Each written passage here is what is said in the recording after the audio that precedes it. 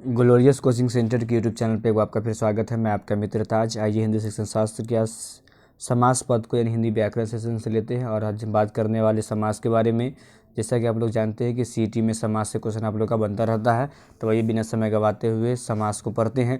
एक हम आपसे मेरा एक रिक्वेस्ट है, यदि हमारे चैनल पर पहली बार विजिट किए तो हमारे चैनल को सब्सक्राइब करेंगे, साथ ही बेल आइकन भी प्रेस करेंगे।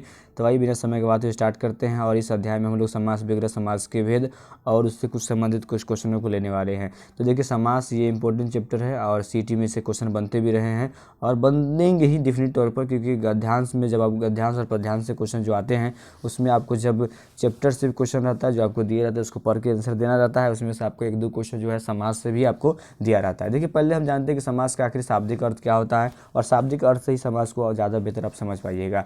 तो समास का जो शाब्दिक अर्थ है वो संक्षिप्तीकरण छोटा करना होता है, यानी दो या दो से अधिक पदों के मेल से जब एक नया शब्द बनता है तो उस शब्द रचना विधि को समास करते हैं। यानी कहने का मतलब है, जब हम दो या दो से अधिक पद को एक साथ जोड़ते हैं और उससे एक नए शब्द का निर्माण करते हैं तो ये प्रोसेस जो होता है, ये रचना जो विधि जो होता है, उस विधि को हम समास करते हैं। अगर कोई से पूछे आपसे समास कैसे करते हैं, समास का जो अर्थ होता है, शाब्दिक अर्थ होता है, वो संक्षिप्तीकरण करना, मतलब किसी बड़े लंबे सारे वाक्य को उसको छोटा करके एक सरल में कहने के वाक्य एक शब्द के रूप में बोल देना, वही हमारा क्या कहलाता है, समास कहलाता है। जैसे अगर हम बात करें रसोई के लिए घर, अगर ऐसा हमने बोलते हैं कि मेरे पास रसोई के लिए घर है, लेकिन कोई बंदा उसी जगह पर बोलता है रसोई घर, यानी कहने का मतलब हुआ रसोई के लिए घर, तो वही हमारा संक्षिप्तीकरण हो गया। वो जो प्रक्रिया हुआ उस प्रक्रिया को हम समास कहते हैं। आई होप कि अब समास क्लियर हो गया होगा। जैसे देखिए, स्नान धन गिरी, स्नान गिरी, 10 प्लस आनंद दशानन, घोड़ा धन सवार घुड़सवार, हिंदी धर प्रचार धन सभा, हिंदी प्रचार सभा, ये सब क्या है, समास के उदाहरण है। ठीक है, अब समास के दो पद होते हैं। कितने पद होते हैं समास के?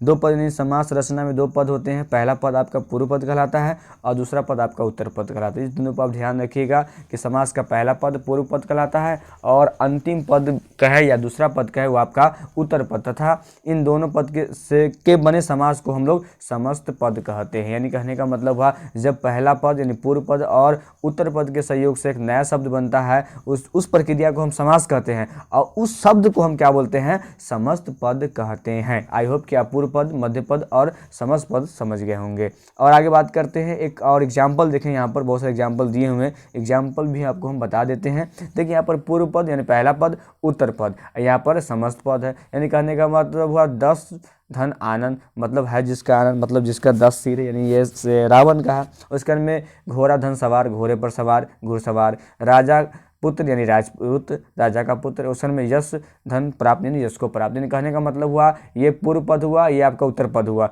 इन दोनों के संयोग से क्या बना, आपका समस्त पद बना। यानी दशानन क्या है, समस्त पद है। और जो ये प्रोसेस जो हुआ, ये विधि जो हुआ, जो इस विधि को जो कहते हैं, यानी पूर्व पद और उत्तर पद के मिलने के सहयोग को जो बोलते हैं, उसी को हम लोग समास कहते हैं। एकदम डायरेक्ट समझिए, ये समास हुआ। यानी कहने के बाद हम दशानन बोलते हैं, ये प्रोसेस के माध्यम से 10 धन आनंद बोलते हैं, दोनों को जोड़ के, तो यही प्रोसेस, यही विधि हमारा समास कहलाता है। और जो शब्द हमारा दशानन बना उसको हम लोग समस्त पद कहते हैं। तो समस्त पद, समास, पूर्व पद और उत्तर पद, ये चार चीज को आप अपने माइंड में सेटअप रखिएगा। आगे बढ़ते हैं, तो अब समास विग्रह की बात करते हैं। विग्रह का मतलब होता है तोड़ देना। जी हाँ दोस्तों, विग्रह नाम से स्पष्ट है, समास विग्रह, यानी जब समस्त पद के सभी पद को अलग अलग किए जाते हैं तब उस प्रक्रिया को हम समास विग्रह करते हैं। जैसे सीता राम है तो समस्त पद का विग्रह होता है तो वो क्या होगा, सीता और राम होगा। यानी कहने का मतलब हुआ, जब हम समस्त पद को, सीताराम क्या समस्त पद है, और समस्त पद को अगर हम तोड़ देते हैं, यानी जिन मूल दो शब्दों से मिलकर वो बना था, तो उसी को हम लोग समास विग्रह कहते हैं। जैसे यहाँ पर हमने सीताराम को हमने तोड़ा तो सीता और राम यहाँ पर आया। तो अब हम बात करेंगे, आखिर देखिए यहाँ पर कुछ और चीज़ है। अब समास के भेद के बारे में बात करेंगे, टाइप्स ऑफ समास के बारे में बात करेंगे। तो आप लोग मुख्य रूप से जानते हैं कि समास से कितने भेद है, 6 भेद है, क्योंकि वहाँ जो भेद है वो चीज़ हम पढ़ाएंगे। यहाँ पर हमारे यहाँ 7 भेद नहीं होंगे बल्कि 6 भेद ही रहेंगे। पहला आपका अव्ययी भाव समास है, दूसरा आप तत्पुरुष समास है, तीसरा आपका कर्मधारय समास है, फिर चौथा आपका द्वंद्व समास है। कौन सा है, द्वंद्व समास है।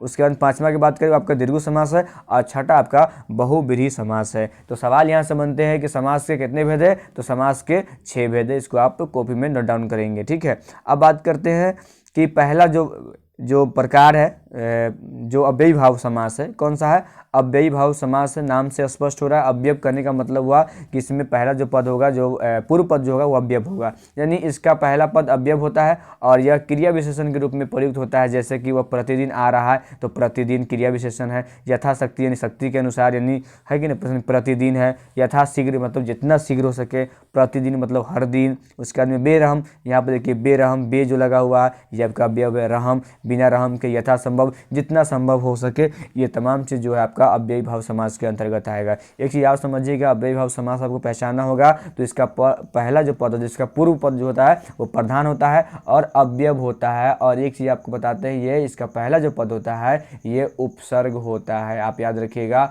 उपसर्ग हम आगे पढ़ाएंगे आपको उपसर्ग और प्रत्यय के बारे में। उपसर्ग वह शब्दांश होता है जो किसी शब्द के पहले जुड़ता है। उपसर्ग क्या होता है, पहले जुड़ता है और एक नया अर्थ में यानी एक नए शब्द में उसको परिवर्तित कर देता है। तो आगे इसके बारे में हम पढ़ने वाले हैं। पहला पद अव्यय होगा या क्रिया विशेषण होगा, उसको हम अव्ययी भाव समास कहेंगे। एक टुकड़ी और इसका, उसको भी समझ लेते हैं।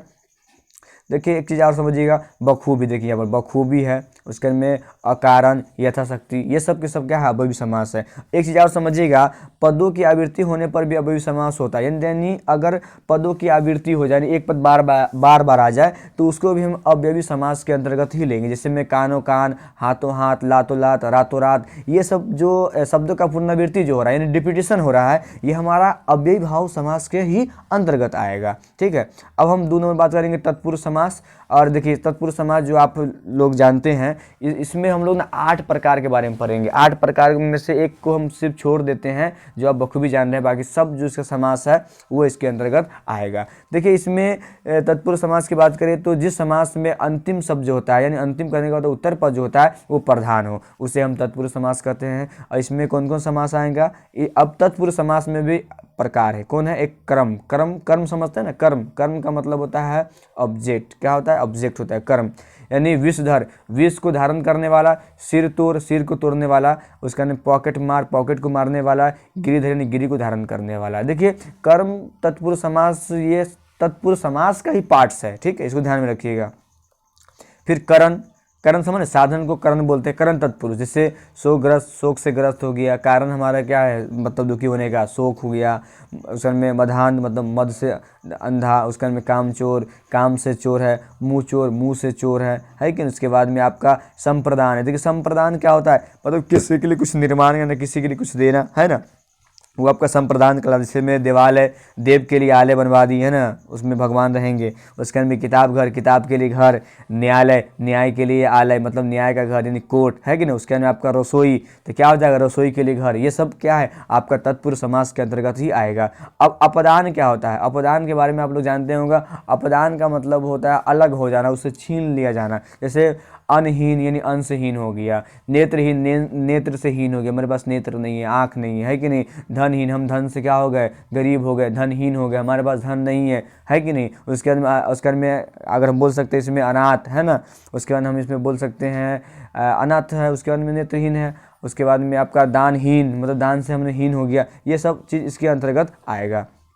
ठीक है, अब आगे बात करेंगे।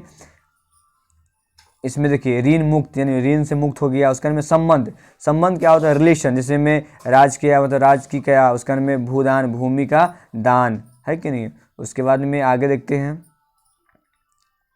देखिए उसके बाद में देखिए गुरु सेवा, गुरु सेवा यानी गुरु की सेवा, ये क्या है, संबंध है। उसके में कया दान मतलब कया का दान। उसके बाद में आगे बात करेंगे अधिकरण।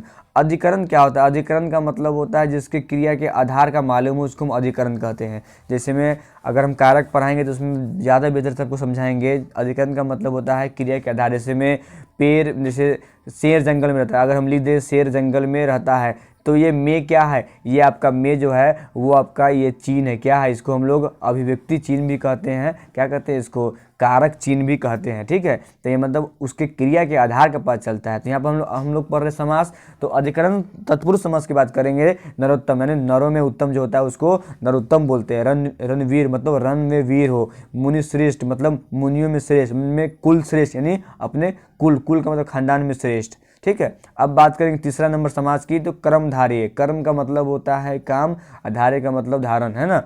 तो इसमें हम लोग कर्मधारय की बात करेंगे तो कर्मधारय समास भी तत्पुरुष समास का ही भाग है, परंतु इसमें प्राय प्रथम पद जो होता है वो विशेषण होता है और दूसरा पद विशेष से होता है, अथवा दोनों पदों में उपमेय और उपमान का संबंध पाया जाता है। उपमेय और उपमान इस चीज़ को आप बेहतर समझिएगा। विशेषण, विशेष से, उपमेय और उपमान, ये चीज़ इंपॉर्टेंट है, ठीक है। इसी को हम क्या बोलते हैं, कर्मधारय समास कहते हैं। अब एग्जाम्पल के माफी से आप जल्दी समझिएगा। देखिए महाकाव्य मतलब महान काव्य, महान है जो काव्य। अब देखिए महा, देखिए यहाँ पर देखिए महा क्या है, महा यहाँ पर क्या है, विशेषण है ना, महा क्या है, विशेषण है, और काव्य क्या है आपका, विशेष्य है। क्या है, विशेष्य है। यानी कहने का मतलब हुआ जिसमें पूर्व पद यानी पहला पद विशेषण हो और उत्तम पद आपका विशेष्य हो, उसको हम लोग कर्मधारय समास कहते हैं। क्या कहते हैं, कर्मधारय समास कहते हैं। जैसे महात्मा, महान आत्मा, महान है जो आत्मा, ये इसका समास विग्रह हो गया। क्या हो गया, समास विग्रह हो गया। देखिए वीर वाला, वीर वाला मतलब वीर है जो वाला। नील कमल, नील कमल मतलब नीला है जो कमल। अब देखिए नीला, ये कमल कैसा है, तो नीला कमल है, नीला कमल है। ये क्या है, कमल जो है इसका क्या कर रहा है, ये आपका विशेषण बता रहा है, तो इसमें क्या है, विशेषण है। उपमान, उपमेय समझ रहे हैं, उपमान का मतलब समझ रहे हैं, ये आपका उपमान हो जाएगा, ये आपका उपमेय हो जाएगा, ठीक है। महावीर, अब देखिए यहाँ पर क्या है, महावीर, महान धन उसके में वीर जोड़ेंगे तो क्या होगा, महान है जो वीर। वीर कैसा है, तो महान है। वीर कैसा है, तो महान है। तो वीर की क्या कर रही है, महान विशेषता बतला रही है। तो जिस समास में प्रथम पद यानी पूर्व पद विशेषण हो और मध्य पद क्या होगा, विशेष होगा, उसको हम बिना झिझक क्या कहेंगे, ये कर्मधारय समास है। अब हम बात करेंगे चौथा नंबर द्वंद्व समास के बारे में, और सबसे सरल द्वंद्व समास है, क्योंकि इसमें क्या होता है, द्वंद्व का शाब्दिक अर्थ होता है टकराव। नहीं बोलता है वो हमसे द्वंद्व की प्रवृत्ति की भावना रखता है, यानी हमसे हमेशा टकराव रखता है, या हमारा वो हमेशा क्या है, प्रतिबंधित है, ठीक है। तो टकराव बराबर वालों में, अतः यहाँ दोनों पद प्रधान होते हैं, वहाँ हम द्वंद्व समास कहते हैं। यानी कहने का मतलब हुआ द्वंद्व समास हम उसको बोलते हैं जहाँ दोनों पद क्या हमारे होते हैं, प्रधान होते हैं। जैसे में लोटा डोरी, जितना लोटा का औकात है उतना डोरी का भी औकात है। माता पिता यानी जो समान है, दोनों टकराव की भावना, माता पिता। फिर देखिए सीताराम राजा रानी। देखिए यहाँ पर एक चीज़ देखिए, यहाँ पर ना ये जो चिन्ह जो है यहाँ पर योज्य चिन्ह है, यहाँ पर और यहाँ पर छुपा हुआ। चीज़ याद रखिएगा कि आप कोई भी अगर दे दे द्वंद्व समास में, उसमें और लगाइएगा, जैसे ऊंचा नीचा है ना, ये सब के सब उसी में आएगा। विपरीत शब्द भी आएगा, विपरीत शब्द भी आएगा, समानार्थी शब्द वगैरह इस भी अंतर्गत आएगा। राधा कृष्ण, अच्छा बुरा, झूठ सच, लाभ हानि, पाप पुण्य, है कि नहीं, यश अपयश, ये सब के सब क्या होगा, आपका द्वंद्व समास के अंतर्गत आएगा, ठीक है। तो अब आगे बढ़ते हैं, 5वां नंबर पढ़ेंगे द्वंद्व समास। ये आप जान चुके हैं द्वंद्व समास क्या है। देखिए द्वंद्व समास की बात जान चुके हैं, अब दीर्घ समास की बात करेंगे। तो यहाँ पर पहला पद संख्यावाचक, इसको याद रखिएगा, संख्यावाचक, यानी यहाँ पर आपको पहला जो पद होगा वो आपको अंक को डिनोटेड करेगा। क्या करेगा, अंक को डिनोटेड करेगा, उसे हम दीर्घ समास कहते हैं। अब इसके एग्जाम्पल की बात करेंगे। जैसे देखिए यहाँ पर मिल गया आपको 6 माई। देखिए यहाँ पर क्या लिखा हुआ है, 6 माई मतलब 6 माहों का समाहार। दोपहर, देखिए 2 लगा ना, यहाँ पर क्या है, यही तो अंक है ना, यही तो हमारा अंक है। जैसे दोपहर, तो दोपहर का समाहार। चौराहा, 4 राहों का समाहार, मतलब कहने का मतलब 9 ग्रह का, यानी यहाँ पर क्या है, 9 देख रहे हैं यहाँ पर, यही हमारा क्या है, संख्यावाचक विशेषण है। तो कह सकते हैं जिस समास में प्रथम पद संख्यावाचक होगा, अंकवाचक होगा, उसको हम लोग क्या कहेंगे, ये हमारा दीर्घ समास है। अब लास्ट हमारा आता है बहुव्रीहि समास, जो खास तौर पर बहुत ही कारगर है, इसको बढ़िया समझिएगा, ठीक है। देखिए बहुव्रीहि समास का मतलब हुआ जिसमें कोई भी पद प्रधान नहीं होता है, बल्कि समस्त पदों से किसी अन्य शब्दों का बोध होता है। यानी कहने का मतलब हुआ कि इसमें आपका जो समास के जो पद होते हैं उसका कोई अर्थ नहीं होता है, बल्कि एक विशेष अर्थ को इंडिकेटेड करता है। जैसे में एग्जाम्पल की बात करें, दशानन हो जाएगा, लंबोदर हो जाएगा, वीणावाणी हो जाए, इसे बहुत सारे चीज़ इसमें होंगे जिसको हम लोग जानते हैं। देखिए यहाँ पर देखिए, अब इसमें क्या होगा, विशेष अर्थ की ओर इंगित करेगा। अब देखिए एग्जाम्पल, और एग्जाम्पल को आप कॉपी में नोट डाउन कर लीजिए। में देखिए नीलकंठ, क्या लिखा हुआ है, नीलकंठ मतलब हुआ जिसका नीला है कंठ, जिसे भगवान शिव को बोध करता है। अब बताइए नीलकंठ हम बोले क्या, ऐसा कोई व्यक्ति है जिसका नीलकंठ हो, नहीं है। इसीलिए क्या होगा, इसका एक विशेष अर्थ निकलता है। इसलिए नीलकंठ क्या हो गया, भगवान शिव को डिनोट करता है। इसलिए इसको हम क्या बोलते हैं, बहुब्रीहि समास कहते हैं। जब हम आपको शब्द के बारे में पढ़ाए थे प्रीवियस क्लास में, तो वहाँ पर आपको बताए थे कि जब हम समास में आएंगे तब हम आपको योग रूढ़ शब्द का असली अर्थ के बारे में बात करेंगे। तो वो योग रूढ़ जो शब्द है वो आपका बहुब्रीहि समास के अंतर्गत ही आता है। यदि आप हमारे चैनल पर पहली बार विजिट किए होंगे तो आप इस चीज़ को नहीं जान रहे होंगे, लेकिन अगर लगातार आप हमको फॉलो कर रहे हैं तो इसी से लगातार आप अप टू डेट होंगे। फिर देखिए, वीणा पानी, वीणा पानी मतलब पानी का मतलब होता है हाथ, यानी जिसके हाथ में वीणा हो, तो वीणा किसके में है, सरस्वती के हाथ में है। तो ये हमारा क्या हो गया, बहुब्रीहि समास आया। फिर वरज दे, मतलब वरज दे क्या है, हनुमान का बोध कराता है, जिसके हाथ में वरज हो, दे हो। उसमें चतुरानंद मतलब चार है जिसका आनंद, तो आपको पता है चार आनंद किसका है, तो ये भी समझ रहे कि आपका बहुब्रीहि समास है। ब्रह्मा का बोध कराता है। फिर दशानंद, ये रावण का बोध कराता है। 10 है आनंद जिसके 10 गो सिर है कि नहीं, तो किसके, रावण के। ऐसा कोई व्यक्ति है जिसके 10 के सिर है, नहीं है। ये विशेष अर्थ की ओर है। उसका नाम आपका क्या है, लंबोदर होना चाहिए। यहाँ पर गलत लिखा हुआ है, लंबोर नहीं होगा, लंबोदर होगा। यहाँ पर आप इसको लंबोदर कर लीजिएगा, किताब भी कभी मिस्टेक कर देता क्या। लंबोदर मतलब लंबा है जिसका उदर, तो उदर किसका लंबा है, पेट किसका लंबा है, तो गणेश का है, गणेश का है। तो इसका मतलब कहने का मतलब है विशेष अर्थ की ओर इंडिकेट कर रहा है, तो हमारा ये बहुब्रीहि समास होगा। तो आइए अब कुछ क्वेश्चन पर बात कर लेते हैं जो इस सत्र से लिया गया। आपने पूरा पढ़ा तो कुछ क्वेश्चनों को भी करते जाइए। यदि आप यहाँ तक पहुँच गए हैं तो कुछ क्वेश्चन भी दिया, उसको भी आप कर ही के जाइएगा। तो ये पहला क्वेश्चन जो आपको दिया हुआ है इसको बढ़िया समझिएगा। पहला पद जो आपका है, किस समास में प्रथम पद विशेषण यानी उपमान एवं द्वितीय पद उपमेय होता है। कर्मधारय समास, बहुब्रीहि समास, अलंकृत तत्पुरुष समास या तत्पुरुष समास। तो अभी जस्ट पढ़ाए थे कर्मधारय समास, इसके अंदर क्या होगा, कर्मधारय समास होगा। ठीक है, आप पढ़े, आप बता सकते हैं बिना झिझक, इसमें कोई प्रॉब्लम ही नहीं है। सेकेंड क्वेश्चन आपका है, देखिए यहाँ पर, समान अधिकरण तत्पुरुष समास के नाम से जाना जाता है। अव्ययी भाव समास, द्वंद्व समास, बहुब्रीहि समास, कर्मधारय समास। देखिए, समान अधिकरण के अनुसार अगर बात करा जाए तो आपका कर्मधारय समास कहलाता है, क्योंकि कर्मधारय समास और तत्पुरुष समास में यही अंतर है कि इसका पूर्व पद क्या होता है, प्रधान होता है। इसका क्या होता है, पूर्व पद नहीं बल्कि मध्य पद प्रधान होता है। और इसमें क्या होता है, अवयव होता है। और इसमें क्या होता है, पहला पद आपका विशेषण होता है। तो इसलिए इसका जो होता है इसके कर्मधारय के रूप में जाना जाता है। ठीक है, अब देखिए तीसरा क्वेश्चन है, रातों रात शब्द का सही समास विग्रह क्या होगा। देखिए, रातों रात सही जो शब्द है अभी जस्ट हमने आपको पढ़ाया था, इसका आपको समास विग्रह करना ही तोड़ना है। रात ही रात में, रात से रात तक, रात में रात, रात और रात। देखिए रात और रात, देखिए रातों रात यानी रात और रात, रात ही रात में है कि नहीं, मतलब हमने रातों रात कर लिया यानी रात ही रात में कर लिया है ना। नहीं बोलते हैं अरे उस चीज़ को हमने, इस काम को रातों रात ही मतलब समाप्त कर लिया। ठीक है, तो ये कौन हो जाएगा, हमारा उत्तर ए हो जाएगा। क्या हो जाएगा, रात ही रात में हो जाएगा। चौथा क्वेश्चन है, यथाशक्ति। क्या है चौथा क्वेश्चन, यथाशक्ति शब्द में कौन सा समास है। तो आपका ये कौन है, कर्मधारय समास है, तत्पुरुष समास है, दीर्घ समास है या अव्ययी भाव समास है। तो इसका सही उत्तर क्या हो जाएगा, अव्ययी भाव होगा। कौन सा होगा, अव्ययी भाव समास हो जाएगा। कौन सा होगा, अव्ययी भाव होगा। इन ऑप्शन नंबर डी आपका सही उत्तर होगा। कौन सा समास होगा, अव्ययी भाव, क्योंकि यहाँ पर प्रथम पद जो है यथा, ये क्या आपका उपसर्ग है, अव्यय है। तो पता है जिस शब्द में, जिस समास में प्रथम पद आपका प्रधान हो या उपसर्ग हो उसको हम लोग अव्ययी भाव समास कहते हैं। तो ऑप्शन नंबर 4 क्या हो जाएगा,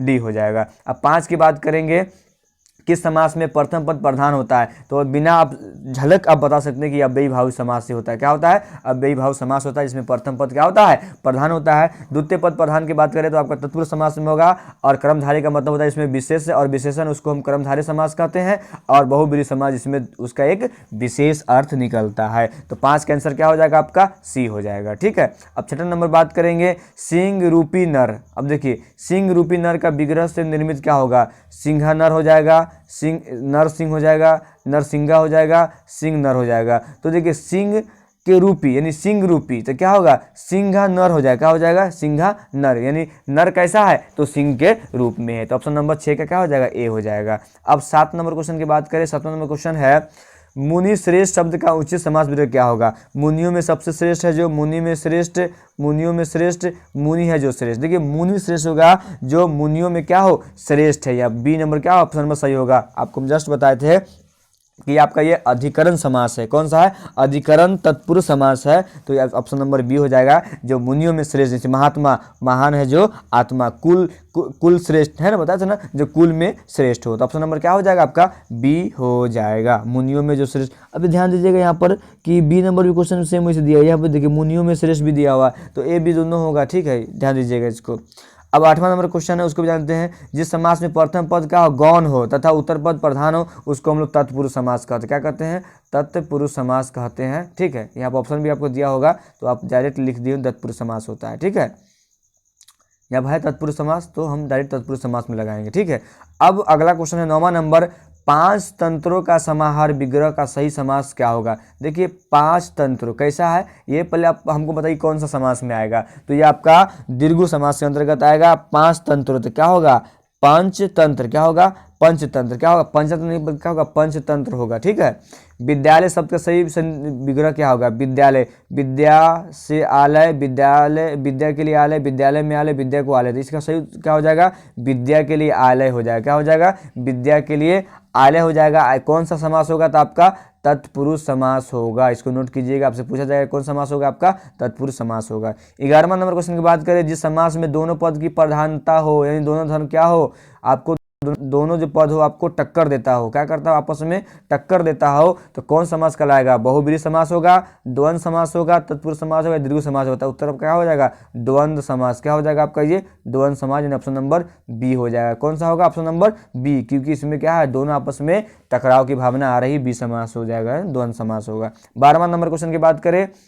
निम्नलिखित पदों में से कर्मधारय समास को बताएं। कर्मधारय समास के बारे में बताएं, जिसका प्रथम पद क्या होता है? विशेषण होता है, दूसरा पद क्या होता है? विशेष्य होता है। तो देखिए इसमें आपको यथाशक्ति है, पीताम्बर है, महाजन है, कष्ट साध्य है। देखिए यथाशक्ति जो आपका क्या हो जाएगा? ये आपका अव्ययी भाव समास होगा। ठीक है, पीताम्बर पीला जिसका अंबर विष्णु भगवान, ये आपका बहुब्रीहि समास होगा। फिर देखिए यहाँ पर कष्ट साध्य, मतलब जो कष्ट में साध्य है उसको हम कष्ट साध्य कहेंगे। लेकिन महाजन, देखिए महाजन, जन मतलब होता है लोग, कैसा लोग है, कैसा व्यक्ति है वो? महा है, ये विशेष बता रहा है ना, तो ऑप्शन नंबर सी क्या होगा? सही उत्तर होगा। उसका नंबर में बात करेंगे 13वां नंबर क्वेश्चन जो आपका है, किस समास में दोनों पद के बीच में उपमेय उपमान अथवा विशेष विशेषण का संबंध होता है? तो डायरेक्ट बोलिएगा सर ये अव्ययी भाव समास में नहीं बल्कि किसमें होता है? कर्मधारय समास में होता है। तो ऑप्शन नंबर 13 का ए हो जाएगा। चौथा नंबर क्वेश्चन और लास्ट क्वेश्चन की बात करेंगे। तो प्रथम पद संख्यावाचक होने पर कौन सा समास आता है? तो आपका ये कौन सा आता है? दीर्घ समास आता है। ठीक है, 15वां नंबर क्वेश्चन और लास्ट क्वेश्चन है हमारा, इसको भी बात कर ही लेते हैं, क्यों छोड़ेंगे। गुरु दक्षिणा शब्द का समास विग्रह होगा। गुरु के लिए दक्षिणा, गुरु की कृपा के लिए दक्षिणा, या क्या होगा? ऑप्शन नंबर सी दिया है, गुरु दक्षिणा, मतलब गुरु के लिए दक्षिणा, ये आपका सही उत्तर होगा और ये आपका तत्पुरुष समास के अंतर्गत आएगा। आई होप कि आप वीडियो के यहाँ तक पहुँचे होंगे और 15 क्वेश्चन में आप लोग 15 क्वेश्चन को सही बनाए होंगे और समास अब आपका कभी भी गड़बड़ नहीं होने वाला है। आपको वीडियो अच्छा लगा होगा तो लाइक कीजिए, कमेंट कीजिए, शेयर कीजिए और अपने दोस्तों के पास में भी इसको भेजिए। तब तक के लिए इतना ही, मुझे दीजिए आज्ञा। जय हिंद, जय भारत।